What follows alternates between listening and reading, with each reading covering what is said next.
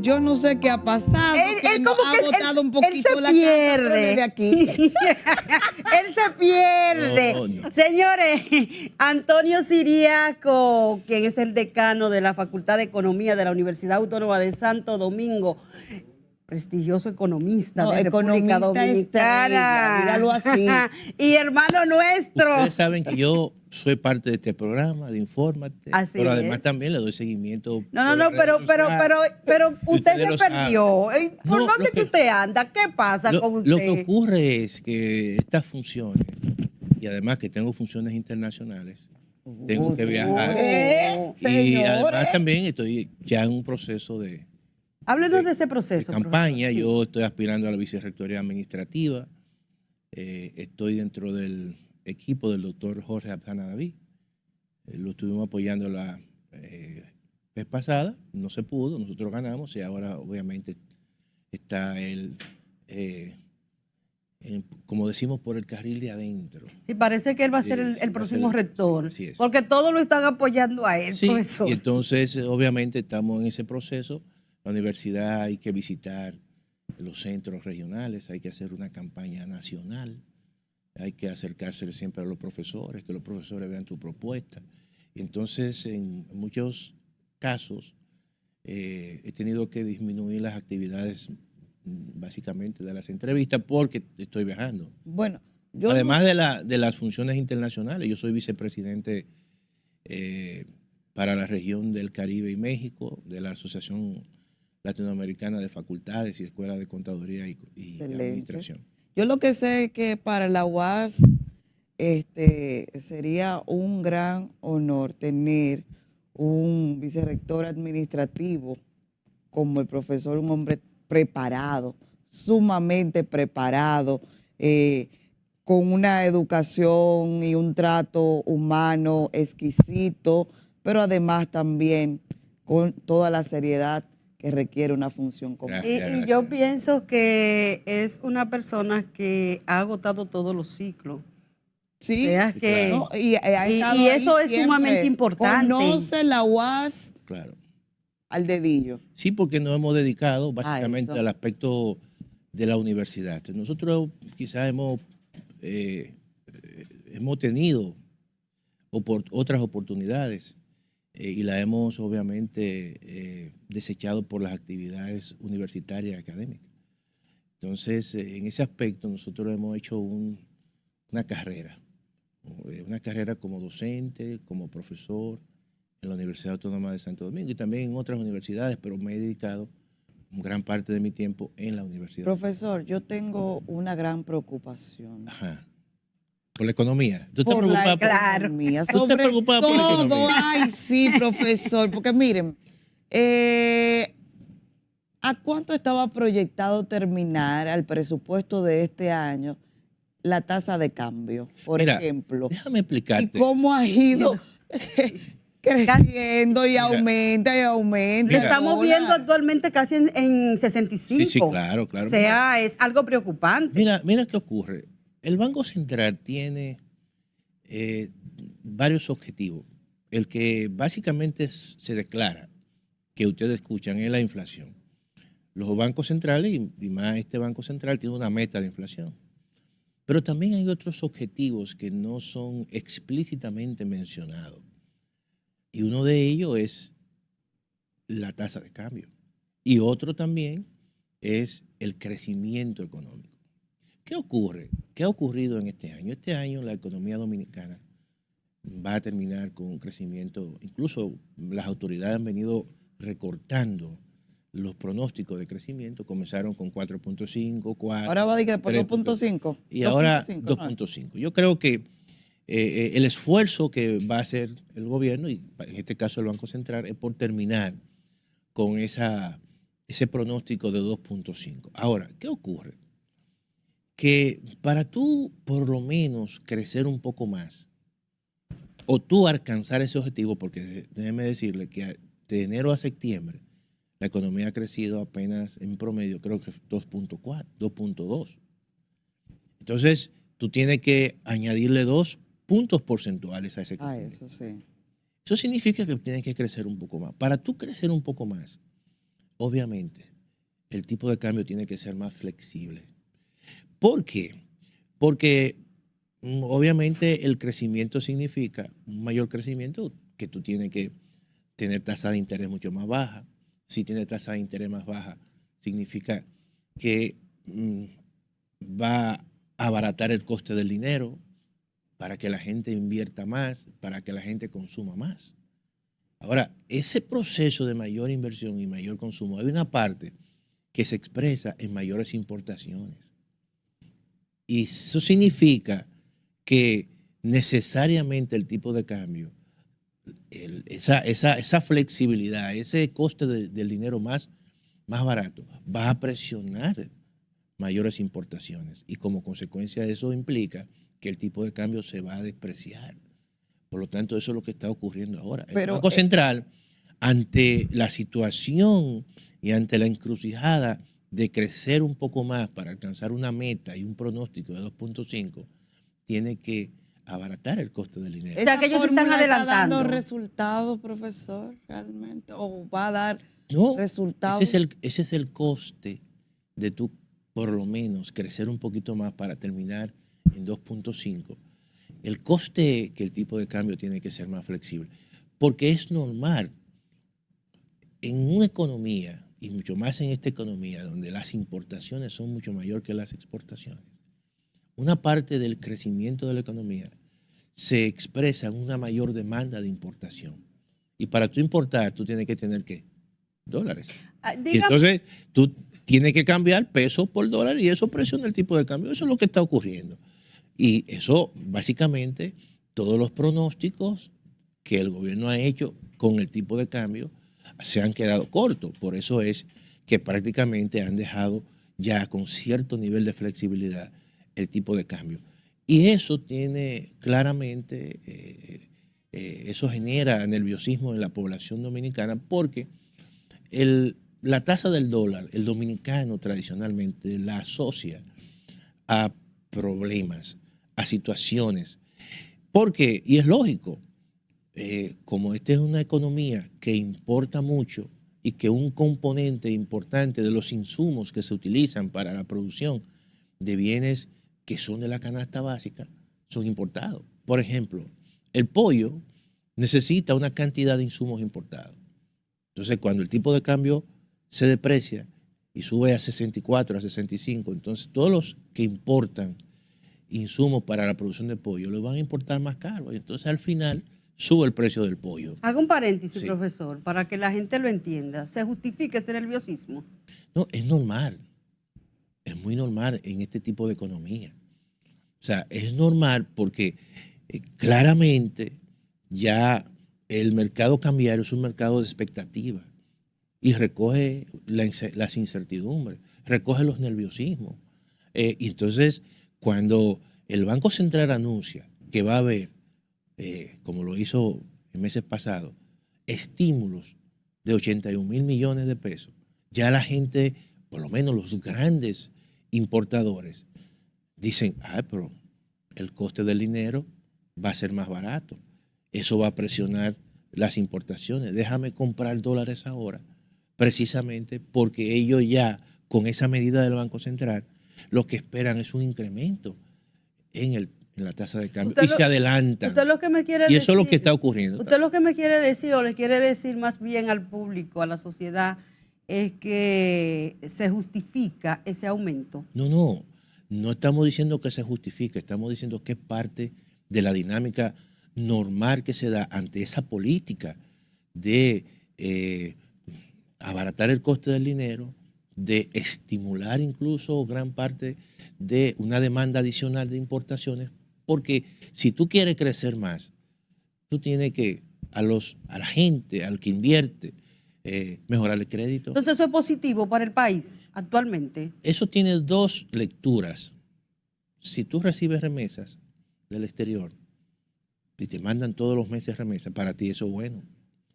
Pero si Danilza no recibe remesa y Danilza tiene un salario en pesos, y ese salario de Danilza no se lo mejoran, no le conviene a Danilza. Entonces, ¿Y qué más? Depende de la perspectiva que usted lo vea. Ok, No, pero ¿qué existe más? ¿Qué hay más en República Dominicana? ¿El que recibe remesa o el que gana un salario la en gran peso? mayoría de los dominicanos y las dominicanas reciben sus salarios en pesos. Ah. Entonces, por eso es que la gente muchas veces se genera ese nerviosismo, porque dice, bueno, la gente lo que visualiza es aumento del dólar, se encarecen todas las importaciones, porque el que importa va a comprar el dólar más caro. Y eso se transmite en una cadena de distribución y al final, alza de precios. Sí. ¿Hay incremento de salario concomitantemente con la alza de precios? No, los salarios se incrementan cada 2 años y es el salario mínimo. Entonces, eso genera esas expectativas, esos nerviosismos. Ahora, el que recibe gran parte de su renta en dólares, eso le conviene al sector hotelero. Eso le conviene a los que reciben remesas todos los años. Eso le conviene a todos aquellos sectores que están orientados hacia el exterior, como los exportadores nacionales, como los que exportan desde las zonas francas. Eso sí es beneficioso para ellos, porque eso en gran medida es un incentivo a las exportaciones. Pero obviamente la gran mayoría de la población dominicana tiene su salario en pesos, y en términos incluso redistributivos, eso afecta a la redistribución del ingreso, porque está afectando más a aquellos que ganan en pesos que los que reciben en dólares. Profesor, todos estos elementos me dejan ver que el 2026 va a iniciar con grandes presiones económicas, ¿o no? Todo va a depender del entorno internacional, ¿verdad? Por ejemplo, este crecimiento que ha tenido la economía dominicana durante estos primeros 10 meses o 9 meses, ¿no? Porque ha crecido. No, un crecimiento por debajo de su potencial. No es que la economía dominicana tiene un crecimiento negativo, ha habido una desaceleración del crecimiento. Y eso uno lo siente porque una economía que tradicionalmente es de alto crecimiento se ralentiza. Claro. Ahora, ¿por qué se ralentiza el crecimiento? Son varios factores. Hay un factor externo que contribuye a eso, porque la economía mundial obviamente va a crecer menos. Todas las economías van a crecer menos en promedio. Y entonces eso implica que hay una incertidumbre que se emanan de los factores geopolíticos y económicos. Ustedes saben que hay una disputa entre las grandes potencias, China, Estados Unidos, las políticas de Trump, a partir de su toma de posesión, a partir incluso del mes de febrero, cuando lanza su plan de aranceles recíprocos. Todo eso genera mucha incertidumbre.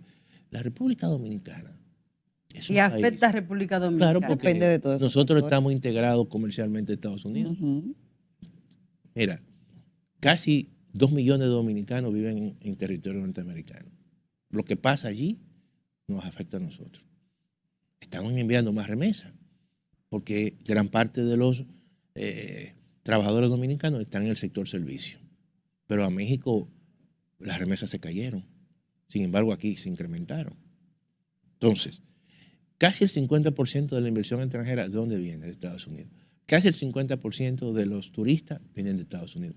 70% de las exportaciones de zona franca van a Estados Unidos. Lo que ocurre allí tiene un impacto en la economía dominicana, incluso más que en otras economías del Caribe y de Centroamérica, porque nosotros somos la economía del Caribe y Centroamérica de mayor tamaño y de mayor vínculo y comercio con los Estados Unidos. Entonces eso tiene un impacto importante en la República Dominicana. Ese es el factor externo. Ahora, el factor interno. ¿Qué ha ocurrido? Cuando hay un tema, cuando hay un proceso de ralentización de la economía, que se cae en ese ciclo, como esta es una economía donde el 75%, más del 80%, se puede decir, es del sector privado. El sector privado está ahora mismo en un proceso de atonía, de menor crecimiento, porque está viendo las expectativas de que su inversión no tiene esa capacidad en muchos casos de una rápida recuperación. Entonces eso ralentiza. La gente dice, déjame ver qué va a ocurrir. No va a invertir su plata a lo loco. En esos momentos, entonces, tiene que entrar la inversión pública, la inversión del Estado. Ahora, tú encuentras que la inversión del Estado también ha estado ralentizada. Y eso lo que hace es que la economía, en vez de sacarla a flote, impulsarla hacia arriba, entonces eso hace que se desacelere más. Entonces, eso es un elemento que ha tenido influencia en este proceso de bajo crecimiento. La debilidad y la falta de inversión pública en este ciclo de desaceleración que tiene la economía dominicana. ¿Cómo nos afectan los préstamos que ha hecho el gobierno, profesor? Mira, el endeudamiento, el préstamo, no son ni malo ni bueno. Eso va a depender de dónde tú y cómo tú lo utilices. Y digo esto, lo siguiente. Cuando tú vas al banco y tomas un préstamo para un vehículo, no es lo mismo que tú tomas un préstamo para una casa. Son tasas diferentes. No, y además la tasa de depreciación de un vehículo es altísima. Exacto. Ya es un pasivo que tú estás asumiendo. Y ese pasivo no tiene una contraprestación como un activo. Ahora, cuando tú tomas un préstamo para una vivienda, es una inversión. es una inversión. Entonces, si nosotros utilizamos los préstamos para actividades que no tienen una alta rentabilidad, entonces eso te puede generar un problema. Lo más importante es como expertos. Lo más importante, claro, lo más importante es que tú, cuando te endeudes, sean para proyectos de alta rentabilidad, de alto retorno, que mejoran la capacidad productiva del gobierno. Yo le voy a hacer una pregunta. Menciónenme una gran obra en los últimos 20 años que no se haya hecho con préstamo. No, todas. Ahora, yo le pregunto, ¿el metro es una buena inversión? Sí, es una buena inversión, porque tiene un retorno. ¿La circunvalación es una buena inversión? Sí, es una buena inversión. O las autopistas del Coral. Pocas palabras, profesor. Tenemos que preocuparnos cuando los préstamos sean para temas que no garanticen un retorno. Okay. Y esa es la. Entonces, claro, si tú no lo haces así, entonces el peso que te generan los intereses de ese endeudamiento van a ser mucho más alto y fuerte todos los años porque se reflejan en el presupuesto. Pero para concluir, todos los dominicanos profesor, tenemos un doctorado en eso, claro, en coger préstamos. Para finalizar, profesor. Pero mira, estamos... Es grave. Estamos endeudados, pero eso es normal en estos tiempos. Pero no es preocupante. Tu tarjeta de crédito, la mía y la tuya. No me hable de eso, entonces, profesor. Presa me van a llevar a mí. Profesor, pero para concluir, no es preocupante que precisamente, mira, gobierno concreta préstamo por 1.600 millones de dólares a 10 años para finalizar el 2025. Esos son los bonos. Esos son bonos que están ya presupuestados. Esos son necesidades de financiamiento de este año que se comenzó con una parte. O sea, el gobierno tenía estimado, creo, 3.500 millones de dólares este año. Cogieron cogieron una parte en febrero a 3 tramos con tasa de interés relativamente alta y esta a 1.600 millones, lo que quedaba. Pero hay que decir lo siguiente, que las tasas fueron buenas. Fueron 5.8. Wow. Entonces, ahora, vuelvo y reitero, hay que hacer un uso eficiente de los préstamos. No fue una mala decisión. No, porque estaba presupuestado, no fue una mala decisión. Incluso eso va a la reserva del Banco Central Internacional y eso quizás en el futuro te puede presionar hacia la baja al tipo de cambio. Pero siempre es importante el uso que se le da al endeudamiento. Yo quiero hacer un compromiso, que usted haga un compromiso aquí en el aire. Iniciando el 2026, yo necesito que usted me venga a analizar el panorama para ver si... No, Va positivo, no, va iniciando positivo. No, pero vamos a ver cómo termina el año. Podemos hacer un programa a final de año para ver cómo termina la economía. Para analizar. Claro. Bueno, y a partir de ahí entonces... es un compromiso. Claro, totalmente. Bueno. Está hecho entonces. Sí. Gracias, profesor. Gracias a Esta es ustedes. su casa. No, yo lo Eso no hay sé. que decirlo. Yo lo sé. Ya ustedes saben. Vamos a una pausa en breve, regresamos con más en Infórmate.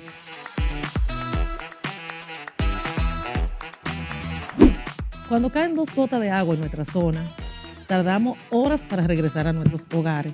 Tenemos en nuestra zona 2, 3 universidades. Ya ustedes saben lo que significa eso para nuestros estudiantes, además de las empresas que se han instalado y otras que se limitan a pesar de que la zona sigue creciendo. Santiago crece hacia la zona suroeste, pero limita la inversión por el tema del drenaje pluvial, de temas que tenemos con el agua